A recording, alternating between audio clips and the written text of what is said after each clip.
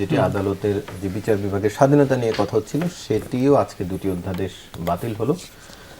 বিচারক নিয়োগের এবং আরেকটি সচিবালয়, পৃথক সচিবালয় গঠনের যে অধ্যাদেশ, সেটি নিয়ে সরকার দলের বক্তব্য যে সেখানে কিছুটা ত্রুটি ছিল, বিশেষ করে বিচারকের বয়স নির্ধারণ সহ, এবং সে কারণেই সেটি বাতিল করা হচ্ছে, পরবর্তীতে আবার আনা হবে বলেও মনে করছেন।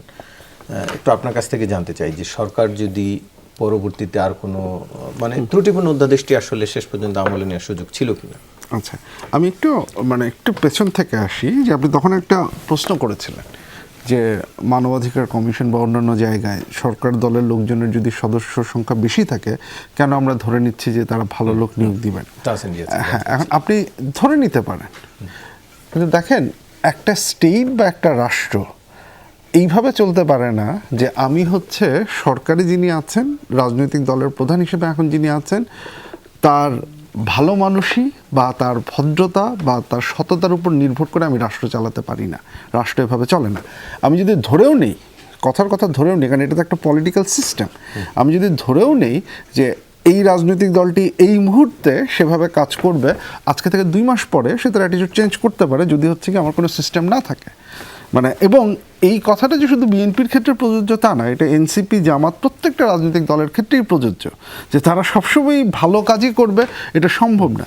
আপনার এই সততার উপর নির্ভর করে আপনি একটা রাষ্ট্র চালাতে পারেন না, আপনাকে একটা সিস্টেম ডিজাইন করতে হয়, সেই ডিজাইনের জায়গাটায়। সো আপনি ধরে নেবেন যে তারা ভালো ইসে করবেন, সেইটা কি একটা বেটার অপশন, নাকি আপনি এমন একটা সিস্টেম ডিজাইন করতে পারবেন যে সিস্টেমে একটা বাই পার্টিজান একটা নেগোসিয়েশন হবে, একটা স্টেটমেন্ট হবে, একটা আলাপ আলোচনা হবে, যেটার মাধ্যমে এই জিনিসটা হবে। এবং যেটা ইম্পর্টেন্ট ব্যাপার, বিএনপির নিজের 31 দফাতেও বিএনপি কিন্তু অনেকগুলো সাংবিধানিক পজিশনে নিয়োগের ক্ষেত্রে তাদের একটা স্পেসিফিক পজিশন ছিল। তারা একটা অল পার্টি পার্লামেন্টারি কমিটি করতে চেয়েছে, সেই অল পার্টি পার্লামেন্টারি কমিটির মাধ্যমে তারা ভেটিং করবে, যে ভেটিংয়ে হিয়ারিং হবে।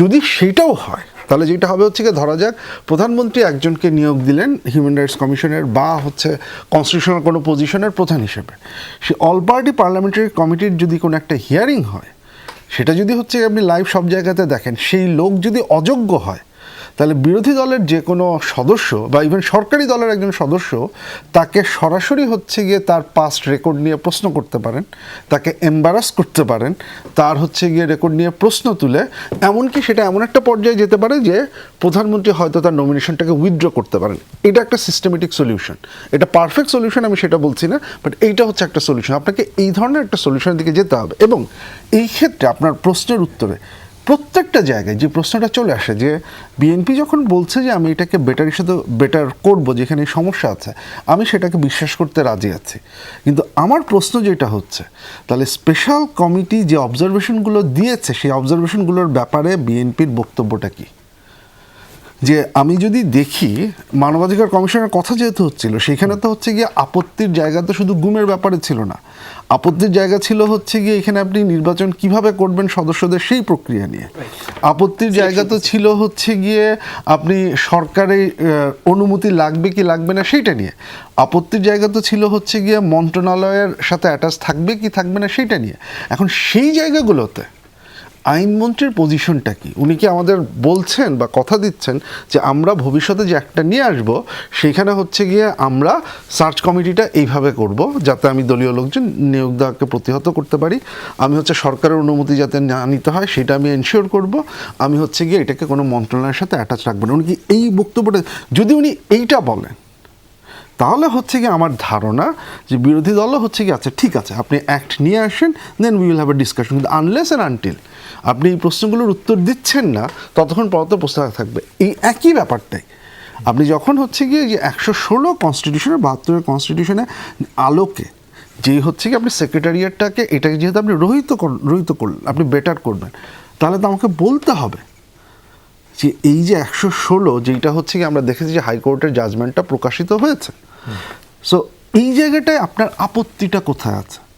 Make that point clear that এই জায়গাটা এইখানে সমস্যাটা আছে, সেক্রেটারিয়েট যদি এইভাবে হয়, কারণ আজকে আইনমন্ত্রী যে উত্তরটা দিয়েছেন সংসদে আমি যতটুকু দেখলাম এখানে, সেখানে তো হচ্ছে গিয়ে এইটার যে প্রবলেমটা সেটা তো হচ্ছে গিয়ে খুব ক্লিয়ার উনি হচ্ছে গিয়ে করেননি। আপনি যদি বিচার বিভাগের স্বাধীনতা এবং আমাদের বিচার বিভাগের স্বাধীনতা নিয়ে আমাদের মনে হয় একটু হিস্ট্রিটা রিভিজিট করা দরকার। মাজদার হোসেনের যে কেস 97 সালে যেই রায়টা হয়েছে, সেটা কিন্তু এরপরে আওয়ামী লীগ, বিএনপি প্রত্যেকটা রাজনৈতিক দল ক্ষমতায় থাকার অবস্থায় সেটাকে বাস্তবায়ন করেনি। সেটা বাস্তবায়নের জন্য আমাদের 111 পরবর্তী সরকারের অধ্যাদেশের উপরে আমাদের নির্ভর করতে হয়েছে।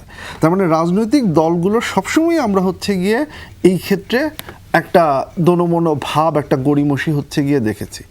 আজকে যখন সেই জায়গাটাতে এসে আমার আপত্তিটা হচ্ছে এই জায়গাতে, আপনি যদি এটাকে মনে করেন যে আপনি বেটার করবেন, আই হ্যাভ নো প্রবলেম, কিন্তু আপনাকে আমার কাছে ক্ল্যারিফাই করতে হবে যে এক্স্যাক্টলি কোথায় সমস্যাটা ছিল সেক্রেটারিয়েটে যে রায়টা আসছে সেই জায়গাটাতে আপনি আসলে কোন জায়গাটায় বেটারমেন্টটা করছেন। বিচার সেই প্রবলেমটা বিচার হচ্ছে। নিয়োগের যেই পদ্ধতি, সেখানে বয়সের একটা উল্লেখ করা হয়েছিল অধ্যাদেশে, যেটি সংবিধানের সাথে সাংঘর্ষিক বলছিলেন এর আগে একদিন স্বরাষ্ট্রমন্ত্রী। এখন আমার এগেইন মানে সেটা হচ্ছে একটা জায়গা।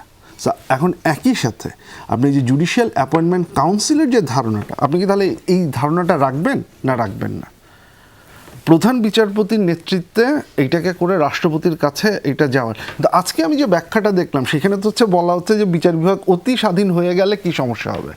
আর আপনি যদি সেপারেশন অফ পাওয়ারে বিশ্বাস করেন তাহলে তো বিচার বিভাগের অতি স্বাধীনতা নিয়ে তো আপনার চিন্তা করবার কিছু নেই।